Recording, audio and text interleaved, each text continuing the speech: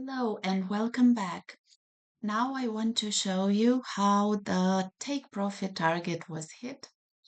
Remember, I have put a video online on Friday saying, here it is, saying that the gold will go up.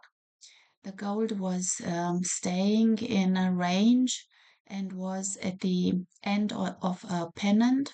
I was showing this here, the pennant forming by gold.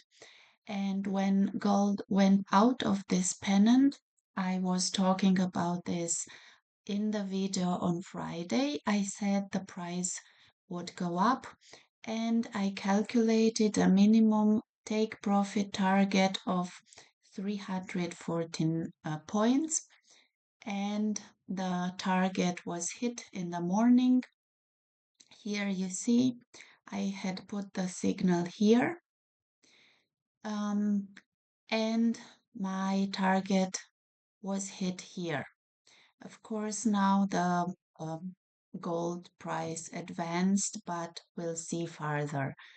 Um, Please subscribe if you didn't subscribe yet in order to see more good hints. Thanks for watching. Bye.